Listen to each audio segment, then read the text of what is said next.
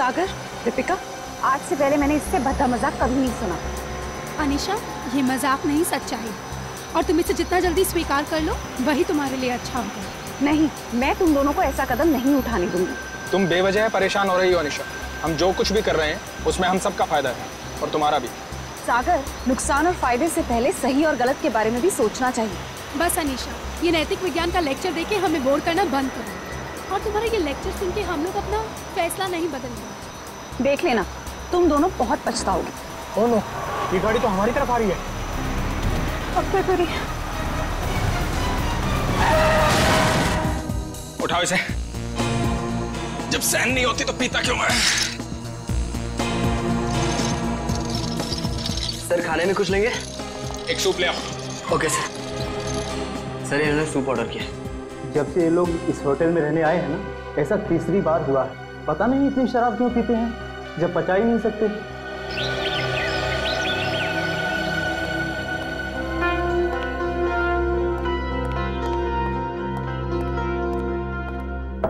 अगर साहब, मीर साहब, सर रूम सर्विस। साहब, क्या हुआ? दरवाजा नहीं खोले? नहीं, देखना दोपहर हो गई है। लगता है इन्हें रूम की सफाई नहीं करवानी है। हो सकता है शायद सो रहे होंगे। सो रहे होंगे अब तक? हाँ, मैंने सुबह फोन भी किया था नाश्ते के ऑर्डर के लिए, लेकिन उन्होंने फोन नहीं उठाया। और आज तो उनको किसी शादी में भी जाना था सुबह। शादी में भी जाना था और अब तक सो भी रहे? मतलब जरूर कुछ गड़बड़। तुम यहीं रुको, मैं मैनेजर साहब को लेके आता हूँ। ठीक है। मैं दीपिका जी को।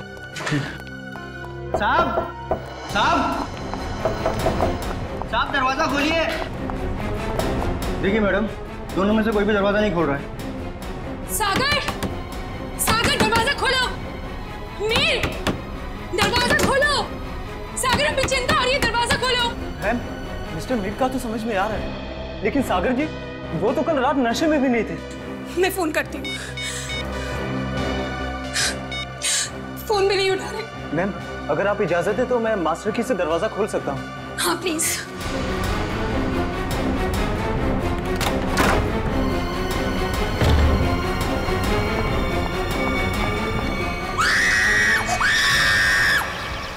नील, तुम सोच भी नहीं सकते मैं इन छुट्टियों को लेकर कितनी उत्सुक हूँ।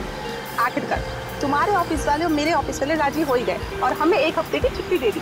भाई समझ में नहीं आता कि इंसान अगर दिन में 14 घंटे काम करेगा तो वही अपनी खूबसूरत बीवी के साथ वक्त कब बिताएगा। नहीं नील, तुम अपनी आंखें सड़क पर रखो। तुम जानते हो ना, तुम जब भी गाड़ी चलाते हो मुझे कितना डर लगता है। अरे तुम बेवजह घबरा रही हो। हाँ, अरे वो देखो, वो क्या है? वहाँ कोई लड़की सच में पड़ी है। देखो देखो। नील, हमें उसकी मदद करनी चाहिए। हाँ, सुनिए, सुनिए, आंखें खोलिए।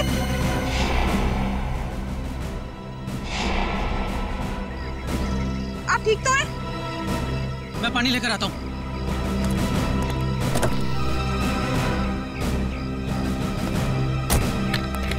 ये पानी पीजिए। आंखें खोलिए। सुनिए, आप ठीक तो हैं? सीआईडी। नील, हमें इनको अस्पताल लेकर चलना चाहिए। हाँ, और मैं सीआईडी को भी खबर कर देता हूँ। हाँ ठीक है।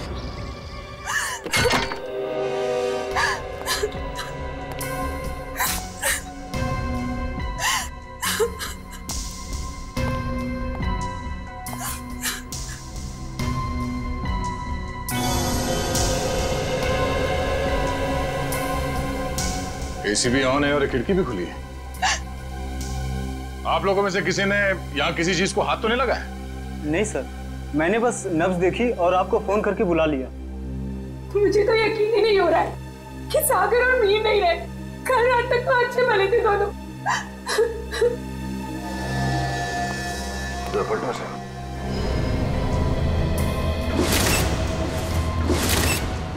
ये देखो फ्रेडी, मीर का खून गला घोट के किया गया है। हाँ सर, गले पे लाल निशान साफ साफ दिख रहा है। निशान देख के लगता है कि नायलॉन के रस्सी से गला घोटा गया इसका।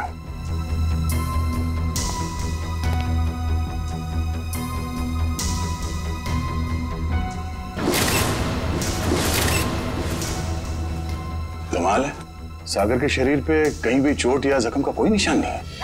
सर, हो सकता है कि सिर्फ मीर का खून हुआ हो और सागर अपने आप मर गया हो, दिल का दौरा पड़ने की वजह से या फिर और कोई बीमारी की वजह से।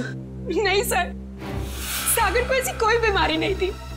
आप चाहे तो मैं आपको उसकी मेडिकल रिपोर्ट दिखा सकती हूँ। मेडिकल रिपोर्ट तो हम देख ही लेंगे। वैसे आप है कौन?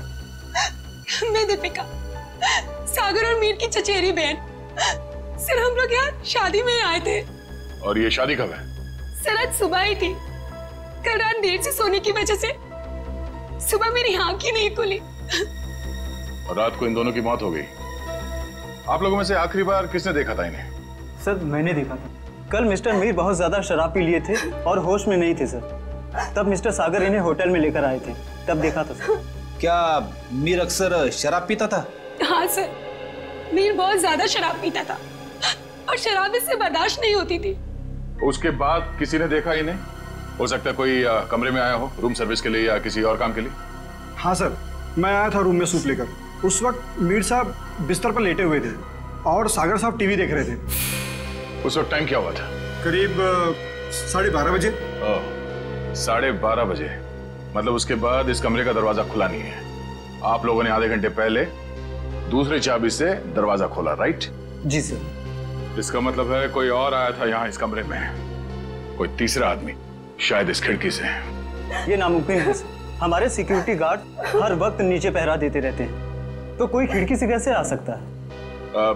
कोई गेस्ट आया था इनसे मिलने के लिए यहाँ? नहीं। कोई गेस्ट अंदर नहीं आया, कोई खिड़की से अंदर नहीं आया। इसका मतलब है खून होटल के स्टाफ में से किसी ने किया है, ठीक उसी तरीके से। और शायद वो इस दरवाजे से ही अंदर आया, दूसरे चाबी से ये कमरे का दरवाजा खोला गया। सर ये आप क्या कह रहे हैं सर? भला हम अपने कस्टमर का खून क्यों करेंगे? शायद लूटने के इरादे से। रेडी पंकज, कमरे की अच्छी तरह से तलाशी लो। सर रात को 2 बजे तक तो कॉरिडोर में मैं फोन पे बात कर रहा था। मैंने तो किसी को इनके कमरे में आते हुए नहीं देखा। आपका कमरा कौन सा है? सर वो 304।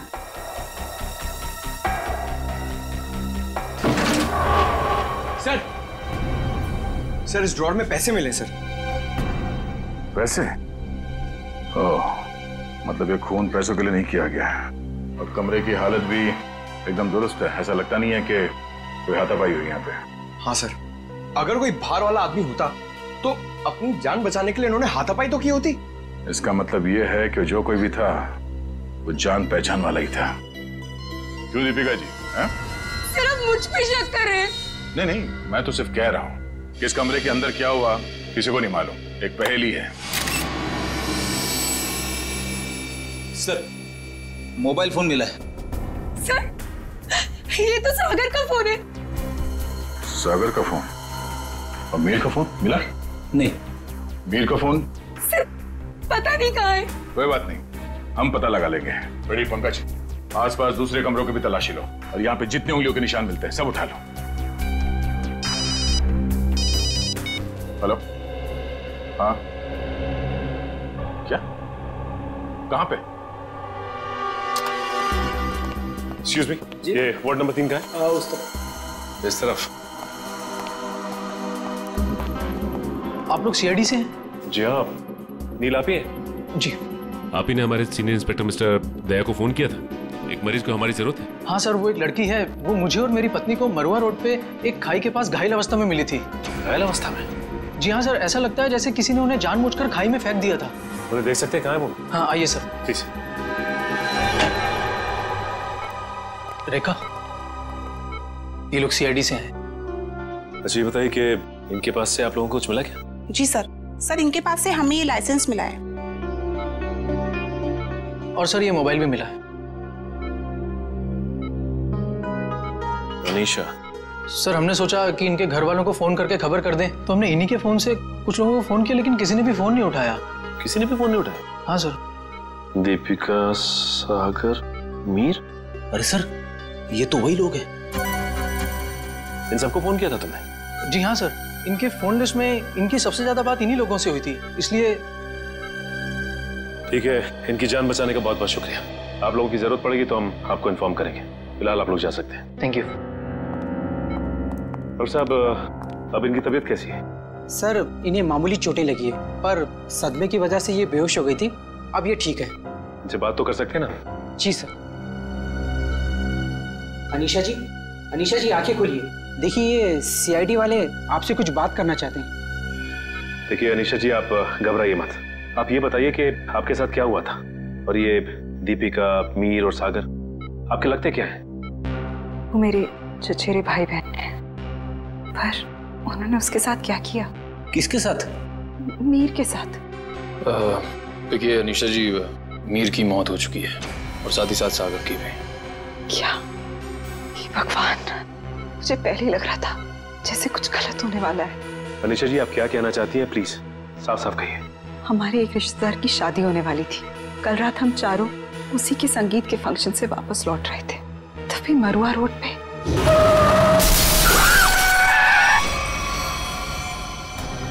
तुम दोनों ठीक तो हो ना? हाँ, हम ठीक हैं। घबराओ मत, ये हमारा ही प्लान था। क्या? चलो।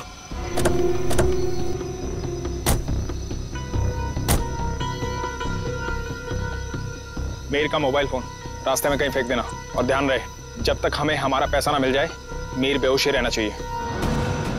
ये लो नया सिम कार्ड। मीर के परिवार वालों से फिरौती की मांग इसी नंबर से करनी है। और हाँ, हमें फोन मत करना, वक्त आने पर हम लोग खुद कांटेक्ट करेंगे। नहीं, मैं तुम दोनों को ऐसा कुछ नहीं करने दूंगी। मीर हमारा चचेरा भाई है। अनीशा, तुम हमारे प्लान में दखलंदाजी मत करो, वरना क्या? मीर को हम बाद में खुद देख लेंगे, पहले तुम इसको ठिकाने लगो। चलो। ये क्या कर रही हो तुम मेरे साथ? दीपिका, तुम मेरे साथ ऐसा कैसे कर सकती हो? दीपिका और सागर पैसों के लिए कुछ भी कर सकते हैं। छोड़ो मुझे। ओह, तो मतलब दीपिका और सागर अपने चचेरे भाई मीर को अगवा करना चाहते थे? हाँ सर, अगर ये बात मुझे पहले पता होती कि उनके दिमाग में ऐसी कोई खिचड़ी पक रही है तो मैं मीर को पहले ही सावधान कर देती। लेकिन मैं भी फंस गई बेवजह उनके प्लान में, और जब मैंने उनका साथ देने से इनकार कर दिया तो उन्होंने मुझे चलती गाड़ी से नीचे खाई में फेंक दिया। क्या जमाना आ गया है? रिश्तेदार एक दूसरे के साथ ऐसी घिनौनी हरकत कर सकते हैं? वो तो अच्छा हुआ, वहाँ एक पेड़ की वजह से मैं खाई में नीचे गिरते गिरते बच गई, वरना मैं भी मीर के साथ मारी जाती। मगर सागर की मौत कैसे हुई? इसी का पता हम भी लगा रहे हैं। सर, लगता है दीपिका इस पूरे जुर्म में मिली हुई है। उसी ने होटल के कमरे में जाके दोनों को मार दिया। वही तो, तभी तो उसने हमें अनीशा जी के बारे में भी नहीं बताया। लेकिन वो मीर को मारेंगे क्यों? वो तो सिर्फ उससे पैसे चाहते थे। तभी तो वहाँ पे उन्होंने कुछ गुंडों को भी बुलाया था, जिससे कि मीर को पता ना चल पाए कि उसे अगवा किया किसने। हो सकता है सागर और दीपिका के बीच में पैसे के बंटवारे को लेके लड़ाई झगड़ा हो, और इसीलिए वो लोग अपने प्लान में कामयाब नहीं हो सके। हेलो पंकज, हमें शक है कि मीर और सागर के खून में दीपिका का हाथ है। एक काम करो, उसे जल्द से जल्द अरेस्ट कर लो। क्या? दीपिका भाग गई? ठीक है। दीपिका होटल से भाग गई? हाँ फ्रेडी, दीपिका भाग गई। अनीशा जी, इस केस को सॉल्व करने में हमें आपकी मदद चाहिए।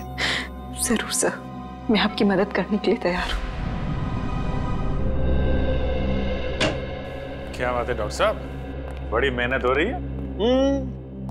आपकी डॉक्टर तारिका, वो तो चली गई छुट्टी लेकर के, और दो लाशों का बोझ मेरे कंधों पर। अरे सर, तारिका जी को थोड़ी ना मालूम था कि ऐसा केस आने वाला है, और वैसे भी उन्होंने पहले से आपसे छुट्टी ली थी और सारी टिकट वगैरह पहले से ही बुक हो चुकी थी।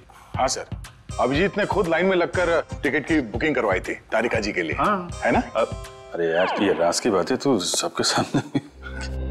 आसान के, अब तक तो तूने मेरे होनर ऑफिसर्स को बता ही दिया होगा कि मौत हुई कैसे।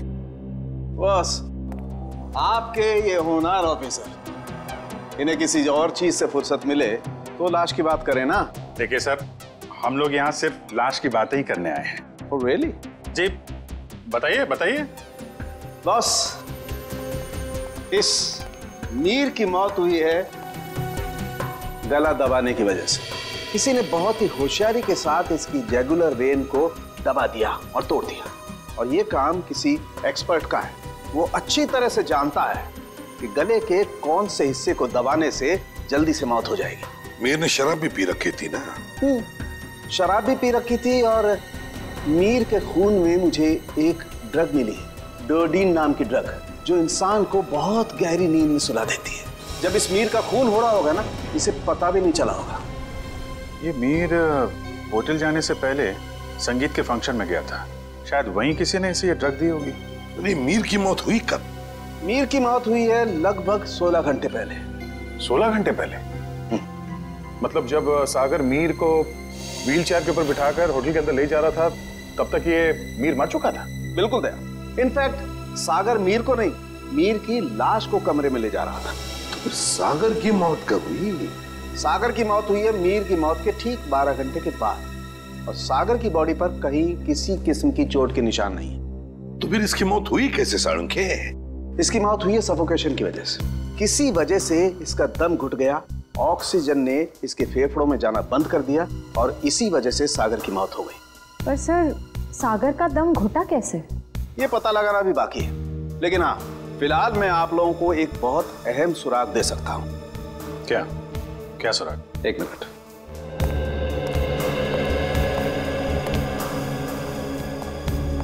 बस ये मीर के कपड़ों के रेशे, और इस पेट्री डिश में सागर के कपड़ों के रेशे। ये कैसा सुराग है डॉक्टर? मेरी तो कुछ समझ में नहीं आ रहा है। बेटा, पहले बड़ों की बात अच्छी तरह से सुन लेनी चाहिए, फिर समझ में आएगा। हाँ, बस मीर के कपड़ों के रेशे मुझे सागर के कपड़ों के पीछे के हिस्से पर मिले, और सागर के कपड़े के रेशे मुझे मीर के कपड़े के आगे के हिस्से पर मिले। क्या क्या क्या क्या? मीर की शर्ट के रेशे सागर की शर्ट की पीठ की तरफ, और सागर की शर्ट के रेशे मीर की शर्ट पे आगे की तरफ। आप हमें सुराग दे रहे हैं या हमारी उलझनों को और बड़ा कर रहे हैं? अभिजीत, हर बंद ताले को खुलने के बाद एक नए सुराग का दरवाजा खुलता है। फिलहाल इस ताले की चाबी ढूंढनी है। ये पता लगाना है कि इन दोनों के कपड़ों के रेशे एक दूसरे के कपड़ों पर आए तो आए कैसे। पता लगा लेंगे साळुंखे। जब तूने इतना सब पता लगा लिया है तो फिर इसके आगे का हम पता लगा ही लेंगे। सर, उस दीपिका का कुछ पता नहीं चल रहा है सर। वो ना तो अपने घर गई, ना कोई सहेली के पास, और तो और सर, उसने अपना फोन होटल के बाहर ही कहीं फेंक दिया ताकि हम लोग उसका पीछा ना कर सके। इसका एक ही मतलब हो सकता है कि दीपिका का कोई ना कोई संबंध जरूर है मीर के खून के साथ, इसीलिए तो वो गायब हो गई।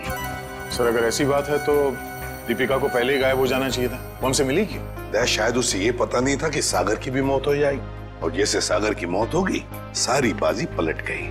और फिर अनीशा ने भी तो ये कहा था ना। हाँ सर, अनीशा को भी मालूम नहीं है दीपिका कहाँ जा सकती है, और मीर को संगीत समारोह में ड्रग किसने दिया ये भी वो नहीं जानती।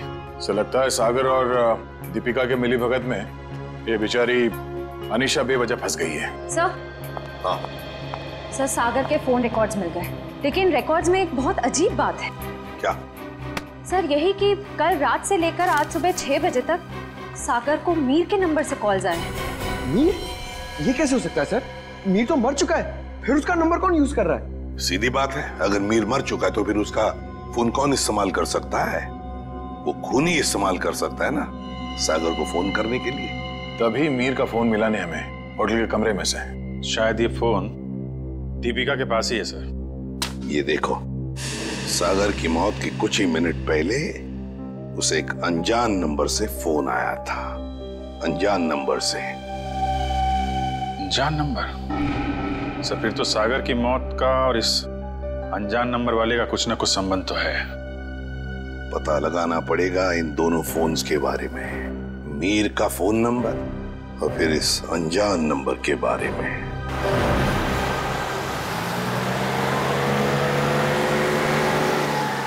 बस आप अपनी गाड़ी रोक दीजिए।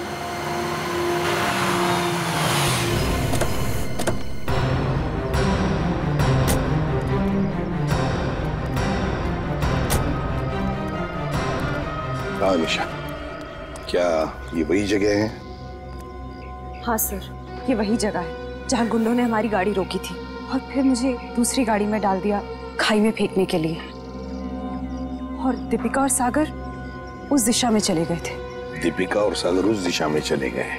जी सर। लेकिन एक बात बताओ अनीशा, तुम्हें पूरा यकीन है कि ये वही जगह है, वही सड़क है? रात का समय था, हो सकता है तुम कुछ भूल कर रही हो।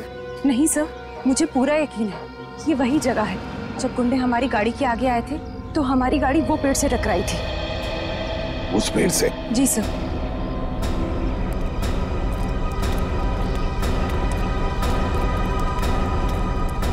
सर यहाँ पे गाड़ी के टायर के निशान भी हैं।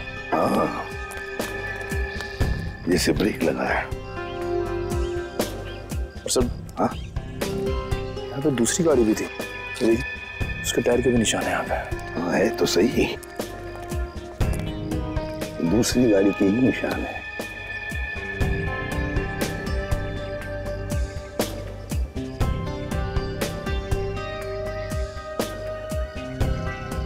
ये देखो कांच के टुकड़े, कांच के टुकड़े। सर शायद मीर और दीपिका की गाड़ी के होंगे। हाँ हो सकता है। लेकिन सर उनकी गाड़ी जब होटल में आई थी तो सही सलामत थी। वही तो फ्रेडी, वही तो। जब उनकी गाड़ी होटल में आई थी तो बिल्कुल सही सलामत थी। जरूर गाड़ी की मरम्मत की गई होगी, क्योंकि जब हमने गाड़ी होटल पर देखी तो बिल्कुल वैसे के वैसे थी जैसे कुछ भी नहीं हुआ था उस गाड़ी को। ये कुछ और ही चक्कर है।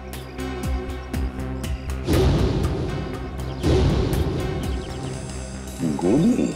निखिल फोरसेप देना।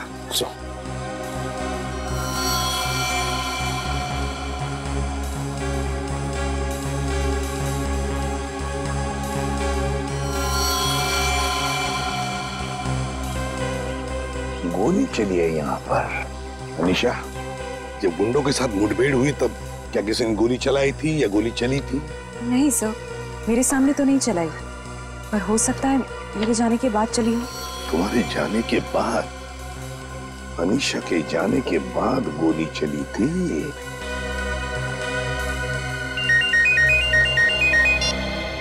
आद्या, अच्छा सागर को मिहिर के फोन से जो फोन आया था वो कहां से आया था उसका पता चल गया है? हम जहां पर खड़े वहां से 15 किलोमीटर दूरी पर है, कोई ढाबा है। एक काम करो, डिटेल लोकेशन का एमएमएस भेज देना या एसएमएस भेज देना, ठीक है? Great work. सिस्टर, आप अनीशा को हॉस्पिटल ले जाना। निखिल फोन करके दूसरी गाड़ी का इंतजाम करो। ढाबा।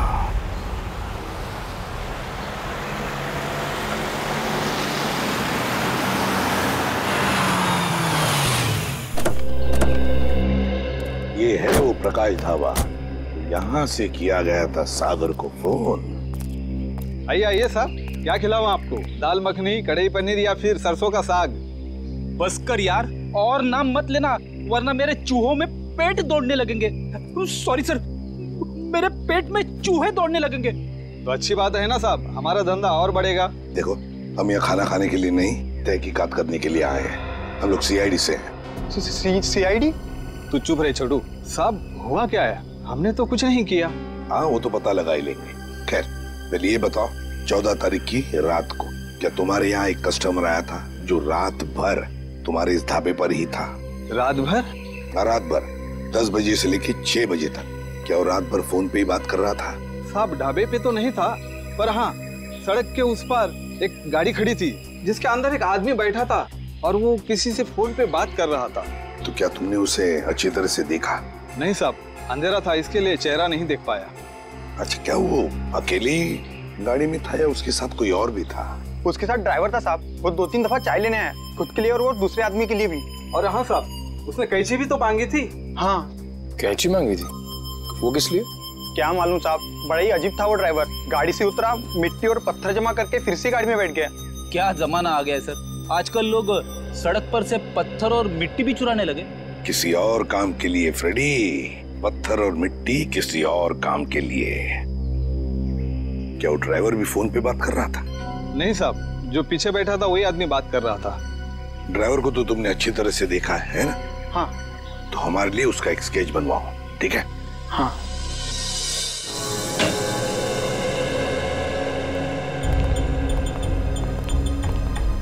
ये है वो उलझी हुई पहली डॉट साहब। मीर की लाश यहाँ पड़ी थी, सागर की वहाँ। मीर की मौत 7:30 बजे हुई थी और सागर की उसके 12 घंटे के बाद, है ना? और मीर की मौत की वजह है नायलॉन की रस्सी से गला दबाना, सागर की मौत की वजह है दम घुटना। पर अभिजीत कमरे में कोई तीसरा आदमी था नहीं, क्योंकि कमरे का दरवाजा अंदर से बंद था। सर इस केस में सबसे अजीब बात तो यह है कि सागर ने मीर की लाश के साथ 12 घंटे क्यों गुजारे। और सर मीर का खून सागर ने किया होता तो वो लाश को वापस होटल में लाने का खतरा क्यों उठाता? अक्सर खूनी खून करने के बाद लाश को किसी सुनसान जगह फेंक देता है। तुम दोनों के सवालों का जवाब इस चलते हुए एसी और इस खुली हुई खिड़की के बीच छुपा हुआ है जो दया को क्राइम सीन पे दिखा था। सर ये भी तो हो सकता है कि सागर का दम घुट रहा हो और उसने खिड़की खोल दी हो ताकि खुली हवा में सांस ले सके। नहीं सचिन, बात इतनी आसान नहीं है। मैंने बताया था ना आप लोगों को कि मुझे मीर की कमीज पर सागर की शर्ट के रेशे और सागर की शर्ट पर मीर की कमीज के रेशे मिले। दोनों की कमीजों पर एक दूसरे के कपड़े के रेशे हैं। Yes sir. सर ये दोनों की कमीज पे एक दूसरे का धागा मिलना, चलते हुए एसी के बाद भी खिड़की का खुला हुआ होना, ये एक ही बात की तरफ इशारा कर रहा है। और वो क्या है? कि सागर ने मीर की लाश को दोबारा यहाँ लाने का खतरा इसलिए उठाया ताकि वो मीर की मौत को हादसा या फिर खुदकुशी का रूप दे सके। यानी सर सागर ने पहले लाश को उठाया और फिर खिड़की से बाहर फेंकने की कोशिश की। एग्जैक्टली। उसने सोचा होगा कि सबसे कह दूंगा कि शराब के नशे में मीर खिड़की के नीचे गिर गया, लेकिन इसके पहले कि वो अपने प्लान में कामयाब हो पाता उसकी मौत हो। हाँ सर, ये गुत्थी आधी तो सुलझ गई, लेकिन एक बात समझ में नहीं आ रही कि इस कमरे में सागर और मीर के अलावा कोई भी नहीं था, तो फिर सागर की मौत अचानक कैसे हुई? सचिन, उसकी मौत का राज उस अनजान फोन कॉल में छुपा हुआ है जो उसे सुबह सुबह आया था। हाँ पंकज, अनजान कॉल का पता चल चुका है कहां से की गई थी? Very good. कौन सी जगह? Jhula tower. Okay okay okay okay, thank you very much Pankaj, thank you जी।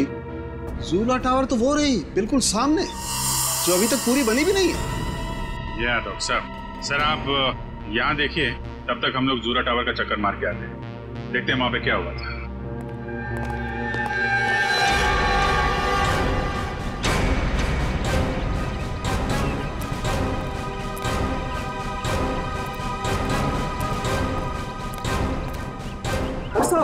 कौन है आप लोग?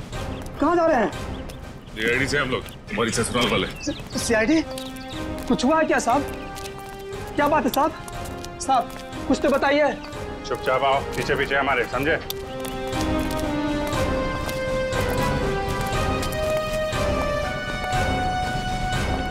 ये देखो, यहाँ से कमरा नंबर 303 बिल्कुल साफ साफ दिख रहा है। जरूर उस आदमी ने सागर को यहीं से फोन किया होगा। परसों रात तुम ही ड्यूटी पे थे यहाँ पे? हाँ साहब, मैं तो हर रात यहाँ ड्यूटी पर ही रहता हूँ। तो जरा ठीक से याद करके बताओ, परसों रात यहाँ पे कोई अजनबी आया था इस बिल्डिंग में? साहब कुछ कॉलेज के बच्चे थे, कह रहे थे किसी पिक्चर की शूटिंग करनी है। पिक्चर की शूटिंग? कौन सी पिक्चर, क्या बताया उन लोगों ने? उन्होंने कहा कोई छोटी सी पिक्चर की शूटिंग करनी है कॉलेज के एग्जाम के लिए। उन्होंने मुझे 15,000 रुपये दिए और तुमने उन्हें अनुमति दे दी यहाँ शूट करने की? जी, मुझे लगा मेरी और मेरे बच्चों की मदद भी हो जाएगी। और खूनी की भी। खूनी? हाँ खूनी। तुम ही बताओ, उन लोगों का नाम नंबर कुछ है तुम्हारे पास? नहीं साहब। अच्छा ये बताओ कि वो बच्चे आए कैसे? साहब वो लोग नीले रंग की गाड़ी में आए थे। नीली गाड़ी? गाड़ी का नंबर क्या? गाड़ी का नंबर याद नहीं, बहुत अंधेरा था। अच्छी चौकीदारी कर रहे हो, उनका नाम पता तक नहीं लिया तुमने, सिर्फ गाड़ी का रंग याद है बस। गलती हो गई साहब। और हाँ साहब, एक बात है जो शायद आपको कुछ काम आ जाए। क्या बात? साहब वो लोग उस कैमरे की बात कर रहे थे जो आपने साथ लेकर के आए थे। कह रहे थे महंगा है, संभाल के रखना, भाड़ा देना है। भाड़े का कैमरा है? सर श्रेय और पंकज लगे हुए हैं कि स्टूडेंट्स ने फिल्म का कैमरा कहां से किराए पे लिया था। गुड। और दया, ड्राइवर का स्केच बन गया? हाँ सर, वो स्केच हमने सभी एम्प्लॉयमेंट एजेंसी में भेज दी है। बहुत जल्द उसकी पहचान हमारे सामने होगी। तू यहाँ? हाँ यार, लैब में बैठा बैठा बोर हो रहा था, मैंने सोचा आप लोगों के साथ ब्यूरो में चल के चाय पी लेता हूँ। अरे चाय तो हम आपको जरूर पिलाएंगे डॉक्टर साहब, लेकिन ऐसा कौन सा सबूत हाथ लग गया है जो आप भागे भागे यहाँ चले आए? सुराग हाथ में तो नहीं लगा है अभिजीत, लेकिन लगने वाला है। ये देखो, ये चार्ट देख रहे हो? ये तो कोई कैलकुलेशन चार्ट लगता है। किस चीज का चार्ट है ये? बॉस ये मीर और सागर की मौत का कैलकुलेशन चार्ट है। अगर मेरी कैलकुलेशन सही निकल गई ना तो इस सागर के दम घुटने का राज यूं पता चल जाएगा, यूं। सर आइए। सर ये मिस्टर सोहन है। उन कॉलेज स्टूडेंट्स को कैमरा किराए पे इन्होंने ही दिया था। कौन से कॉलेज के स्टूडेंट्स थे वो? Sir QR institute of medical science and research centre. ये मेडिकल कॉलेज के बच्चों को फिल्म मेकिंग में कहां से इंटरेस्ट होने लगा? कितने लोग आए थे? सर 4 स्टूडेंट्स थे। 4 लोग? तो उनमें से किसी ने तो अपना नाम बताया होगा। हाँ सर, एक लड़के ने अपना नाम और नंबर दिया था। क्या नाम है उसका? सुनील। सर नंबर बंद आ रहा है उसका, रास्ते भर ट्राई कर रहा था मैं। जरूर इस मेडिकल स्टूडेंट में से कोई है जो इन दोनों पर नजर रख रहा था, मीर और सागर पर। हाँ सर, और सुबह जिस प्राइवेट नंबर से सागर को फोन आया था वो भी इनमें से किसी ने किया होगा। बस इस मेडिकल कॉलेज में जाकर इन स्टूडेंट्स से मिलो, जरूर कोई ना कोई सुराग तो मिलेगा ही मिलेगा। हेलो, ड्राइवर का पता चल गया? कहाँ रहता है वो?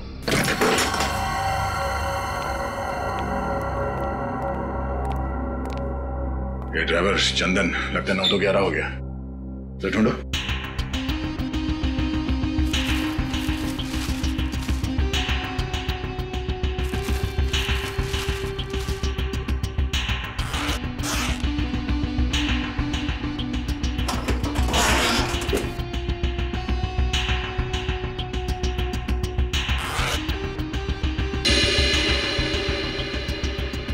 पंकज, पैसों का बैग तो यहीं पे है। पैसों का बैग, इसका मतलब वो शहर छोड़ के भागा नहीं है। पैसे लेने जरूर वापस आएगा। अरे भाई साहब, जी साहब इधर आना। जी साहब, अरे ये चंदन कहाँ गया, कुछ पता है क्या? गाड़ी तो यही है, यही कहीं होगा। ठीक है, आप जाइए। कहीं ये वही गाड़ी तो नहीं जिसे ढाबे वाले ने देखा था? चलो देखते हैं।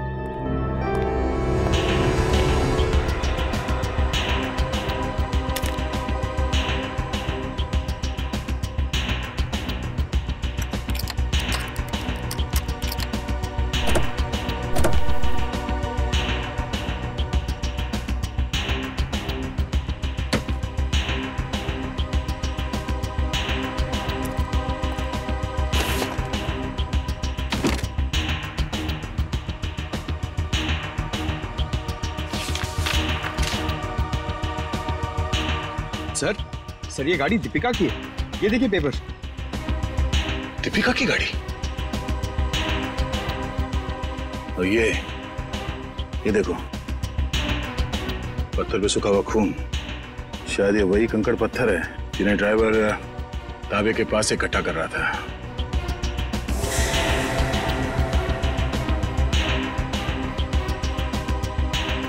और ये कैंची भी किस चीज के लिए इस्तेमाल किया होगा उसने? सर मुझे तो कुछ समझ में ही नहीं आ रहा है। गाड़ी का ड्राइवर भी गायब है, ये पत्थर, कैंची, इन सब चीजों का क्या संबंध है सर? पंकज, वो भी पता चल जाएगा कि जो कोई भी इस गाड़ी के पिछले सीट में बैठा था वही पूरी रात मीर के फोन के जरिए सागर से बात कर रहा था। और अब ये सूखा हुआ खून बहुत जल्द हमें उसकी असली पहचान बता देगा। करण, तू 2 दिन से क्लास क्यों नहीं आ रहा? प्रोफेसर अमन बहुत नाराज हो रहे थे। क्या करूं यार, बुखार उतर ही नहीं रहा। लगता है मुझे फ्लू हो गया। बुखार? इसका माथा तो बिल्कुल ठंडा है। सर, तुम चारों ने अपने आप को बहुत बड़ी मुसीबत में डाल लिया है। कैसी मुसीबत सर? का जवाब मैं नहीं, CID देगी। CID? बिरजू, आप सब लोग यहाँ? बहुत बड़ी भूल हुई जो तुम लोग को शूटिंग करने दी। CID के चक्कर में फंस गया मैं। लेकिन CID क्यों? शूटिंग करना कोई गैर कानूनी काम थोड़ी है। शूटिंग करना गैर कानूनी नहीं है, लेकिन खूनी की मदद करना गैर कानूनी है, और इसके लिए तुम सबको जेल हो सकती है, समझे? सर, खून? हमने किसी खूनी की मदद नहीं की सर। जिस वक्त तुम लोग बिल्डिंग में शूटिंग कर रहे थे, उसी वक्त बिल्डिंग के सामने वाले होटल रॉयल मून में एक जुर्म को अंजाम दिया जा रहा था, और इस काम में तुम में से किसी ने खूनी की मदद की है। नहीं सर, हम ऐसा क्यों करेंगे? हम स्टूडेंट्स हैं, हम डॉक्टरी की पढ़ाई कर रहे हैं, और ऐसा कुछ करके हम हमारा भविष्य अंधकार में क्यों डालेंगे? इसका पता तो अभी चल जाएगा। अच्छा ये बताओ कि जिस वक्त शूटिंग चल रही थी, तुम में से कोई कुछ वक्त के लिए बाहर गया था क्या? हाँ सर, करण गया था ऊपर वाले फ्लोर पे अपने डायलॉग याद करने के लिए। यार अंकित, मुझे क्यों फंसा रहा है? यार मैं तुझे फंसा नहीं रहा हूँ, सिर्फ सच बता रहा हूँ। तो अपना हैंडीकैम भी लेकर गया था अपना परफॉर्मेंस रिकॉर्ड करने के लिए। हाँ सर, हैंडीकैम लेकर गया था, लेकिन जब वो वापस आया उसमें कोई वीडियो नहीं था। यार वो गलती से डिलीट हो गया था। देखो करण, झूठ मत बोलो, क्योंकि एक झूठ को छुपाने के लिए तुम 100 झूठ बोलोगे, लेकिन ये तुम सीआईडी के सामने नहीं कर सकते, समझे? इसलिए तुम्हारी भलाई इसी में है कि सब कुछ सच सच बताओ। बोलो। ये ठीक कह रहे हैं, जो कुछ भी हुआ है करण सच सच बता दो। सर, मुझे डर था कि मेरी अटेंडेंस कम होने की वजह से मैं एग्जाम में फेल हो जाऊंगा। तभी अचानक मुझे किसी ने एक दिन चिट्ठी भेजी और साथ में एक सिम कार्ड भी। उस चिट्ठी में लिखा था कि उस होटल के कमरे में जो भी कुछ हो रहा है उसकी लाइव फीड रिकॉर्ड करके मैं उसे दूं और साथ में उसे फोन भी करूं, तो वो मुझे फेल होने से बचा लेगा। तो सर मैंने वैसा ही किया। मतलब अगर तुम उस जुर्म का आंखों देखा हाल भेजते और उस आदमी को यानी कि सागर को फोन करते तो तुम परीक्षा में पास हो जाते। जी सर। तुम्हारे साथ बहुत गलत हुआ है, किसी ने तुम्हारे साथ गंदा मजाक किया है और तुम उसके बहकावे में आ गए। वो खत जिसने लिखा था वो तो बच नहीं पाएगा। वैसे इस लेटर में और क्या लिखा था? उस चिट्ठी में लिखा था कि जैसे ही सागर उस आदमी को खिड़की तक लाए तो मैं सागर को फोन करूं और 5 बार घंटी बजते ही मैं वहां से चला जाऊं। तुम ऐसा कैसे कर सकते हो करण? पास होने के लिए तुम किसी की खून करने में मदद करो, शर्मनाक है ये, शर्मनाक। यार मैं इस बात के लिए पहले से ही शर्मिंदा हूँ। तुम्हें इस बात की शर्मिंदगी होनी भी चाहिए, समझे? अच्छा फिर फोन करने के बाद क्या हुआ? सागर ने मेरा फोन उठाया नहीं, बस वो अचानक वहीं खड़ा रहा। मैंने फोन किया, 5 बार घंटी बजी, उसके बाद फोन काट कर मैं वहाँ से चला गया। ठीक है, देखो ये सारी बात हम लोगों के बीच में ही रहे, क्योंकि मैं नहीं चाहता कि अगर खूनी हमारे आसपास है तो उसे इस बात की भनक भी लगे। मैं समझ सकता हूँ सर। और करण तुम्हें हमारे साथ चलना होगा होटल रॉयल मून में, जहाँ क्राइम हुआ है। करण, अब बताओ सागर और मीर एग्जैक्टली कहाँ पे खड़े हुए थे? यहाँ पर सर। मीर सागर के कंधों पर झूल रहा था। और तुमने सुबह 6 बजे के करीब उनको फोन किया? जी सर। करण, ये समझो कि तुम सागर हो और इंस्पेक्टर सचिन मीर है। ठीक से याद करके बताओ कि सागर ने मीर को कैसे उठा रखा? आप अपनी बाजू यहाँ पर रखिए। इसे? यस सर, और अपनी मुट्ठी बंद कर लीजिए। लो, बंद किया? जी। ओह, तो इसका मतलब मीर के हाथ सागर के कंधों पे नहीं बल्कि गर्दन के पास थे। जी सर। इस तरह से? जी। और फिर तुम्हारे फोन करने के बाद क्या हुआ? मुझे कहा गया था कि फोन का रिंग 5 बार बजने के बाद तुम वहाँ से चले जाना। फोन तो बजा पर फोन सागर ने उठाया नहीं। उठाता कैसे भैया? उस वक्त तो मीर सागर का खून कर रहा था। मीर सागर का खून कर रहा था? सर ये कैसे मुमकिन है? मीर तो खुद एक लाश था। तो तुमसे किसने कहा श्रेया की लाश खून नहीं कर सकती? सालुंके साहब, आप भी फ्रेडी की तरह। 1 मिनट सचिन, मैं कोई आत्मा की बात नहीं कर रहा हूँ, मैं साइंस की बात कर रहा हूँ, मैं रिगर मोर्टिस की बात कर रहा हूँ। याद है अभिजीत, कुछ सालों पहले भी ऐसा ही केस हुआ था। तुम पूछना अपने एसीपी साहब से, उस केस में एक लाश ने एक आदमी को गोली मारी थी।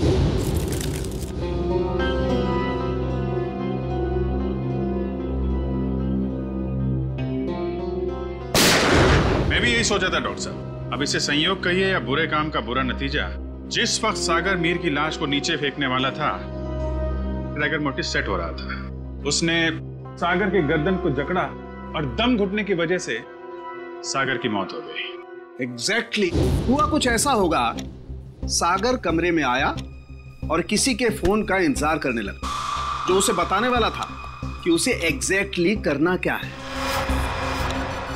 फोन आने के बाद सागर ने मीर को बिस्तर से उठाया और उसे खिड़की की तरफ लेके गया ताकि मीर को हत्या या आत्महत्या बनाया जा सके। लेकिन एक बात है अभिजीत, मुझे नहीं लगता है कि ये कोई संयोग था या कोई बुरे काम का बुरा नतीजा था, बल्कि मुझे लगता है सागर को फोन ठीक उसी वक्त जानबूझकर किया गया जब मीर के हाथों में राइगर मोर्टिस सेट हो रहा हो और मीर का हाथ सागर की गर्दन दबा सके। आपकी बात में दम है सरों के सर, वरना सागर के पास तो पूरी रात थी इस जुर्म को अंजाम देने के लिए। उसने सुबह तक इंतजार किया ही क्यों? क्योंकि वो चाहता था कि मीर के साथ साथ सागर का भी टिकट कट जाए और उस तक पहुंचने के सारे रास्ते बंद हो जाएं, कानून उस तक पहुंच ही ना पाए। मगर सालुंके साहब, खूनी ना तो यहाँ पे था और ना ही खूनी उस बिल्डिंग में था, तो फिर खूनी को ये कैसे पता चला कि मीर का शरीर कब पकड़ने वाला है और सागर उसे कब उठाने वाला है? करण के फोन के जरिए। मगर सर, सागर ने मेरा फोन तो उठाया ही नहीं। 5 बार रिंग बजी और मैं वहां से भाग गया। मैं भी बताता हूँ। श्रेया, जरा सागर के फोन पे कॉल करना। सर।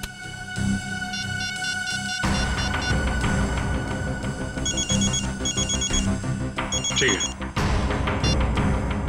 सचिन, अब जरा तुम कॉल करना।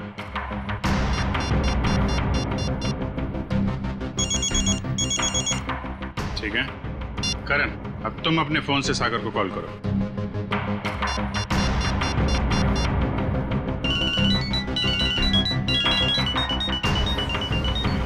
ये क्या सर, मेरे फोन करने पर अलग तरह की रिंग बजी? जी हाँ, बिल्कुल अलग तरीके की रिंग। एक ऐसी रिंग जिसने सागर को सम्मोहित कर दिया, हिप्नोटाइज। तभी तो वो तुम्हारा फोन नहीं उठा पाया। सर, इतनी बड़ी साजिश? बिल्कुल श्रेया, ये मुजरिम कोई साधारण आदमी नहीं है, ये कोई एक्सपर्ट है, एक्सपर्ट जिसे रिगर मोर्टिस की बहुत अच्छी जानकारी है और लोगों को सम्मोहित करने की भी। ये कहीं करण के कॉलेज का कोई प्रोफेसर तो नहीं, कोई एक्सपर्ट? आज सारे स्टूडेंट्स सही समय पर आ गए। Very good. सर, क्या आप आज हमें पूरी प्रक्रिया दिखाने वाले? जी, भविष्य में जो भी फॉरेंसिक डॉक्टर बनना चाहते हैं उनके लिए आज की क्लास बहुत ही महत्वपूर्ण है। लगता है मैडम आ गई। ऑफिसर्स, आप लोग यहाँ? जी हाँ, हमने सोचा कि क्यों ना हम लोग भी फॉरेंसिक साइंस की ABCD सीख लें। हाँ, शायद किसी को इम्प्रेस करने के काम आ जाए। हैं? क्यों अभी जी? वैसे प्रोफेसर रमन, आज बच्चों को क्या पढ़ाया जा रहा है? सर, आज रिगर मोर्टिस की क्लास है। ओह, रिगर मोर्टिस। जी सर। यानी लाश की अकड़न के विभिन्न स्तर विद्यार्थियों को सिखाए जाएंगे, हैं? जी सर, इसलिए हमने खास तौर पर इस विषय के विशेषज्ञ को बुलाया है। अच्छा, कौन है ये विशेषज्ञ, ये एक्सपर्ट? जरा हमारी भी मुलाकात करवा दीजिए इनसे।